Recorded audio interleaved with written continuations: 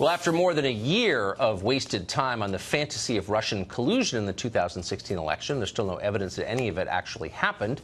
That doesn't mean that lives haven't been destroyed. Many have been, beginning with George Papadopoulos, who at the time was a 28-year-old unpaid advisor to the campaign. He later pled to a charge of making false statements to federal investigators looking into Russia. He has not yet been sentenced. Simona Mangiante Papadopoulos is his wife, and she joins us tonight. Mrs. Papadopoulos, thanks for coming on. Thank you for hosting me. Good evening. So you married your husband after this investigation began, after he'd become famous for his purported collusion with Russia. You're confident he did not collude in any way with the Russian government?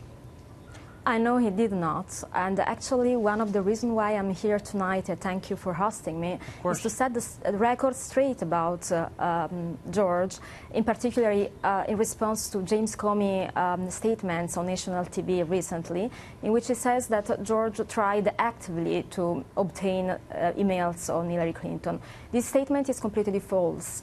George never had any interaction with the Russians.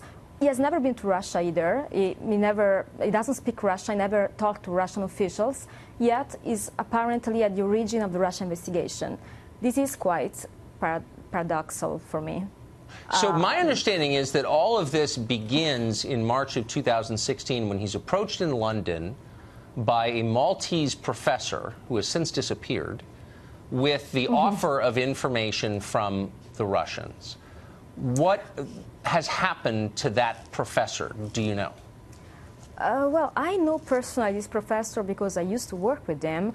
The fact that he completely disappeared is very suspicious, but what I know about this meeting between George and the professor is that he was talking casually about an information that was already in the public domain at the time they met, and it was about emails on Hillary Clinton. We have to understand he was talking about email on Hillary Clinton and not about the DNC emails. Right. So it's a completely different topic.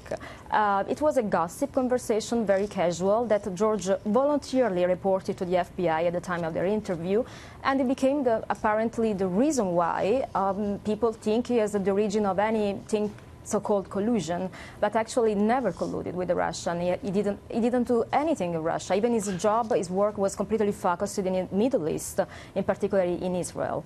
No, of course. He worked at the Hudson Institute here and was a big proponent of Israel. So this professor, who do you think he was working for? What was that about? And where do you think he's gone? What was his agenda? I honestly have no idea. My personal opinion, which I shared in different interviews, is that he's a very shady character. He could be in Italy.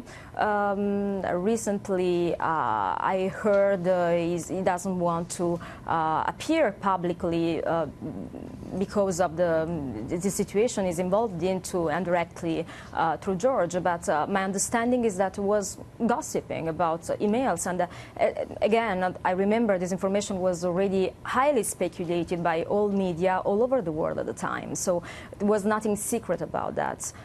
Yet, as I said, it's very fascinating and actually frustrating to see my husband at the center of this investigation for talking in a bar. Even the meeting with Downer, which apparently in London, which apparently originated the Russia investigation, is contested by the same Downer. He never confirmed that George explicitly talked about emails. So it doesn't make a lot of sense.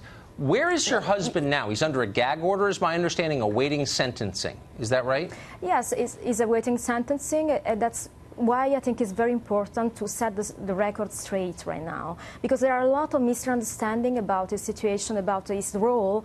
I used to say that his role is very important. I used to compare him to John Dean. I never meant to make this comparison in the sense that would lead to the president impeachment. Actually, I think he has a key role because he has been approached by many different characters that, let's say, spies. He has been the victim of many setups, not only Hopper, other setups, and I'm sure he will be happy to share this information when the time is right. Do you think that your husband's going to prison?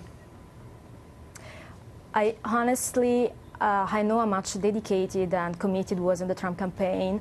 I know he did an excellent job. I know he's because of this incident, his freedom is challenged. So I trust and hope and I ask to President Trump to pardon him. I hope he will. Okay.